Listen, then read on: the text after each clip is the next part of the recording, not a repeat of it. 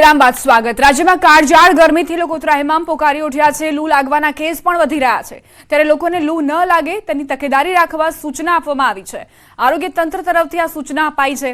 આવી માથાફાડ ગરમીમાં લોકો હીટ સ્ટ્રોકનો શિકાર બનતા હોય છે, જેના કારણે ડિહાઇડ્રેશન પણ થાય છે। ચક્કર આવે ત્યારે તાત્કાલિક સારવાર મળી રહે તે માટે સિવિલ હોસ્પિટલમાં વિશેષ હીટ સ્ટ્રોક વોર્ડ તૈયાર કરવામાં આવ્યો છે। મેડિસિટી કેમ્પસમાં પીવાના પાણીની ઈ-રિક્ષા શરૂ કરવામાં આવી છે, જેના કારણે ઓપીડીમાં આવતા લોકોને પીવાનું પાણી નિઃશુલ્ક મળી શકશે।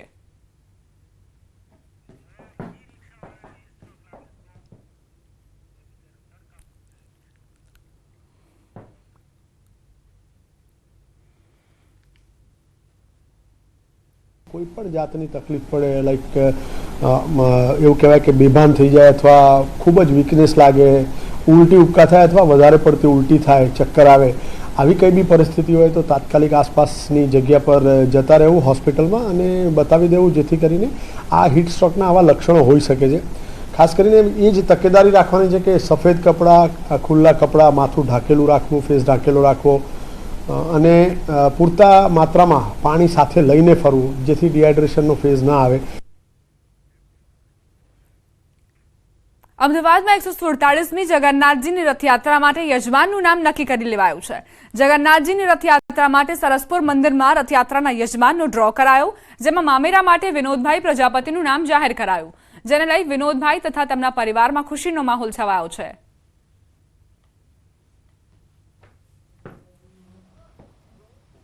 બસ હું તો આ 3 વર્ષથી અહીંયા નોંધાવું છું અને આ વખતે જે લાભ મળ્યો એ ખરેખર એ જગન્નાથ ભગવાનની કૃપા છે। ભગવાન જગન્નાથની 147મી રથયાત્રા યોજાવા જઈ રહી છે। તેના પહેલા ખાસ કરીને સરસપુર વિસ્તારમાં જ્યારે ભગવાન વિસામો કરશે અને ભગવાનનું મામેરું કરવામાં આવશે તો તે કોણ કરશે, તે ડ્રો સિસ્ટમથી ડ્રો ખુલી ગયો છે અને આ જે લકી ચાન્સ મળ્યો છે તે વસ્ત્રાલ વિસ્તારના વિનોદભાઈ પ્રજાપતિ તેમને મળ્યો છે। વિનોદભાઈ, કેવો અનુભવ થઈ રહ્યો છે?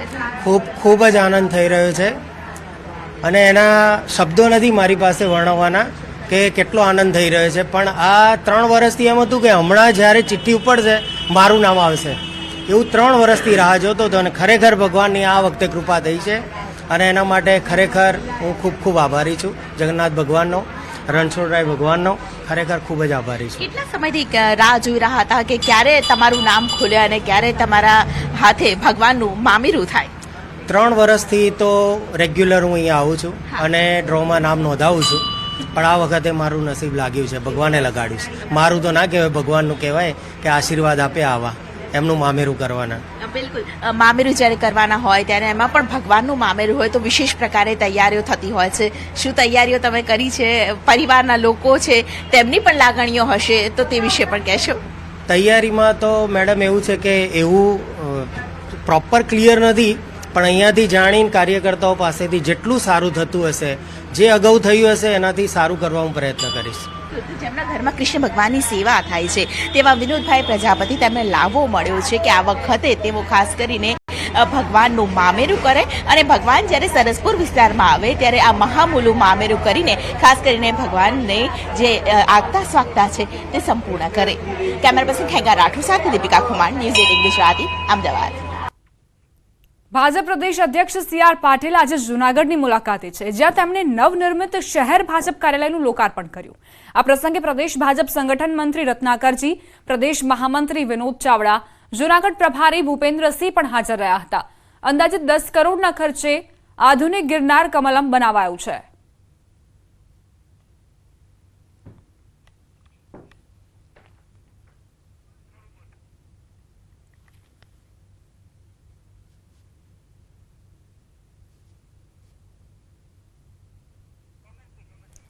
તો સી.આર. પાટીલ જૂનાગઢ પહોંચ્યા તે તેમણે નવનિર્મિત ભાજપ કમલમ કાર્યાલયનું ઉદ્ઘાટન કર્યું અને ચૂંટણીના સમયે આ જે કાર્યાલય છે તે એવી રીતે બનાવવામાં આવ્યું છે જેથી વધુમાં વધુ લોકો સુધી, મતદારો સુધી તમામ કાર્યકર્તાઓ પહોંચી શકે। ડિજિટલાઇઝેશનની પણ બાબતો ધ્યાનમાં રાખવામાં આવી છે।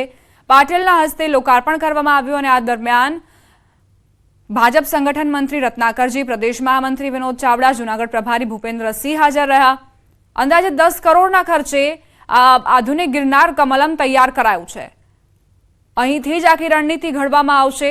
જૂનાગઢ લોકસભાને સર કરવા માટેની ચૂંટણી નજીક છે અને એવામાં આ કાર્યાલય જે છે તે ખૂબ જ મહત્વના બની જાય છે, કારણ કે અહીંથી જ કાર્યકર્તાઓને સંદેશ આપી શકે છે નેતાઓ અને રણનીતિ ઘડી શકે છે. સીધા દ્રશ્યો આવી રહ્યા છે જૂનાગઢથી. સાધુ સંતો સાથે પણ CR પાટીલે મુલાકાત કરી છે. ગિરનાર કમલમના ઉદ્ઘાટન સમયે સાધુ સંતોની હાજરી પણ જોવા મળી રહી છે અને આ વખતે CR પાટીલે અલગ જ પ્રકારની રણનીતિ ઘડી છે. 5 લાખની લીડથી જીતવા માટે તમામનો સાથ સહકાર જરૂરી હોવાનું પણ તેઓ જણાવી રહ્યા છે. ત્યારે સાધુ સંતોની પણ આ ખાસ મુલાકાત તેમણે કરી છે અને સાથે જ તેમની પાસેથી પણ સહયોગ માંગ્યો છે. ગિરનાર કમલમ ભાજપ કાર્યાલયના ઉદ્ઘાટન પ્રસંગે સાધુ સંતોની આ મુલાકાતની તસવીરો CR પાટીલે તમામને સાથે રાખીને કાર્યકર્તાઓને પણ અપીલ કરી છે કે તમામને સાથે રાખીને આ ચૂંટણી લડવી છે અને જીતવી છે.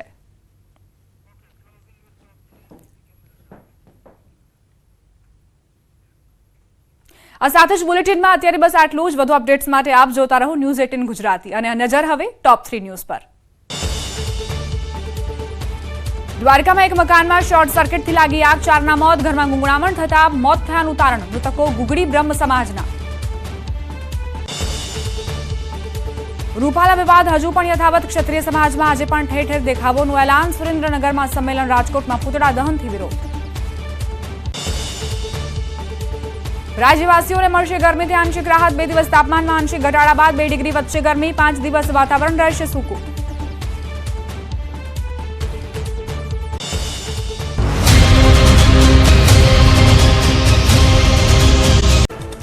અમરેલીમાં ભાજપ કોંગ્રેસ બદલવાની માંગ લોહિયાળ બની. મોડી રાત્રે ભાજપના આચમી જૂથ વચ્ચે લોહિયાળ મારામારી થઈ.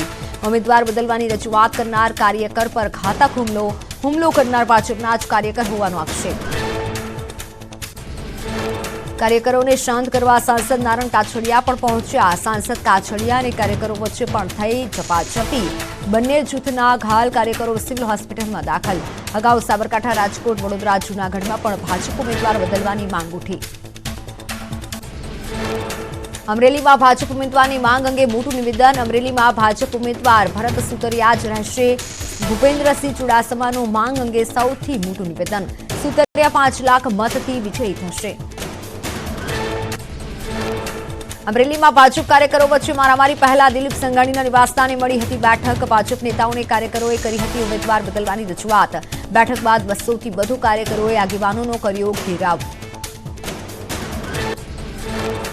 અમરેલીમાં ભાજપ ઉમેદવાર બદલવાની માંગના પોસ્ટર અંગે બોલ્યા MLA મહેશ કસવાલ. કહ્યું કે નાના મોટા અણગમા હોઈ શકે. આવી ઘટના અન્ય જિલ્લાઓમાં પણ બની છે. પોસ્ટર કોઈ ભાજપ કાર્યકરે નથી લગાવ્યા હોવાનું MLAનું કહેવું. આણંદ બેઠક પર કોંગ્રેસના ઉમેદવાર અમિત ચાવડાએ છેડ્યો જ્ઞાતિવાદ. જાહેર મંચ પર કહ્યું કે ભગવાન રામ ક્ષત્રિય કુળના હતા.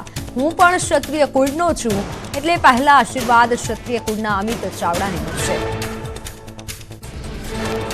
પોરબંદર બેઠકના ભાજપના ઉમેદવાર મનસુખ માંડવિયાએ ધોરાજીના કાર્યકરો સાથે યોજી બેઠક. મોટી સંખ્યામાં કાર્યકરો અને પદાધિકારીઓ ઉપસ્થિત રહ્યા. ચૂંટણીને લઈને આગેવાનો સાથે કરી ચર્ચા. લોકસભાની ચૂંટણીને લઈને સીએમએ પંચમહાલના નાગરિકો સાથે કર્યો સંવાદ.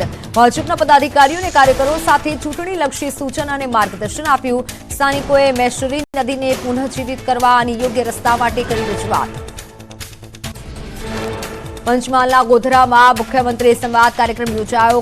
ભાજપ ઉપાધ્યક્ષ ગોરધન ઝડફિયાએ કોંગ્રેસ પર શાબ્દિક પ્રહાર કર્યા. ચૂંટણીને લઈને કાર્યકર્તાઓને કામગીરીની રૂપરેખા અંગે અપાઈ જાણકારી.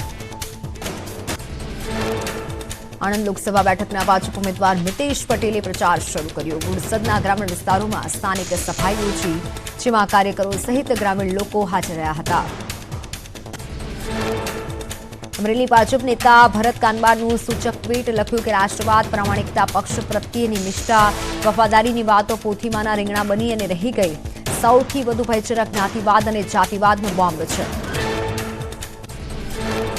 ભાજપ પ્રદેશ અધ્યક્ષ CR પાટીલ જૂનાગઢની મુલાકાતે નવનિર્મિત શહેર ભાજપ કાર્યાલયનું કરશે લોકાર્પણ.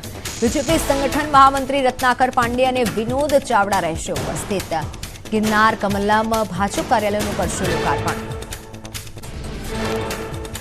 તો ચૂંટણીને લઈને ભાજપમાં પ્રચાર પૂરજોશમાં. મુખ્યમંત્રીએ ઘાટલોડિયા વિધાનસભા વિસ્તારની સોસાયટીના ચેરમેન, સેક્રેટરી સાથે યોજી મીટિંગ. 100% વોટિંગ કરવા માટે કરી અપીલ. પરસોત્તમ રૂપાલાના નિવેદનને લઈને ક્ષત્રિય સમાજમાં ભારે રોષ. જામનગરમાં પણ રાજપૂત સમાજનું સંમેલન યોજાયું, જેમાં ક્ષત્રિય સમાજની માંગ સ્વીકારવામાં નહીં આવે તો વિરોધ કરવાની ચીમકી ઉચ્ચારી.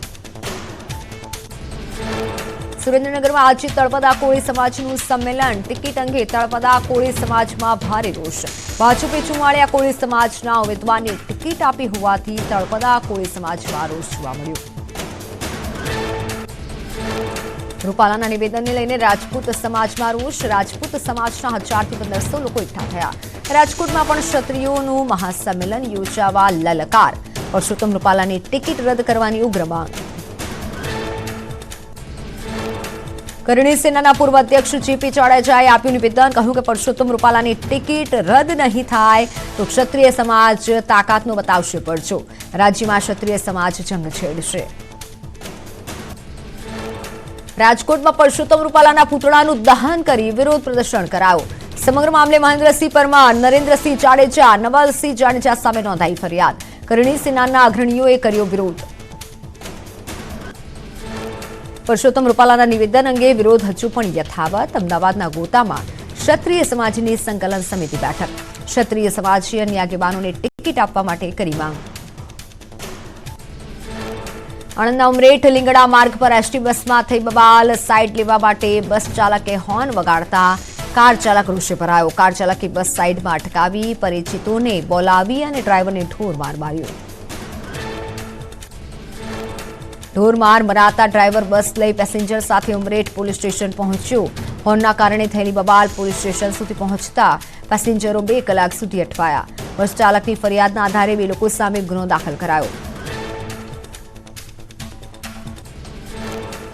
કાળઝાળ ગરમીમાં હીટ સ્ટ્રોકથી બચવા સિવિલ હોસ્પિટલમાં વિશેષ વોર્ડ તૈયાર કરાયા. તેમજ મેડિસિટી કેમ્પસમાં પીવાના પાણીની ઈ રિક્ષા પણ શરૂ કરવામાં આવી, જેથી ઓપીડીમાં આવતા લોકોને ગરમમાં પીવાનું પાણી નિઃશુલ્ક મળી રહેશે.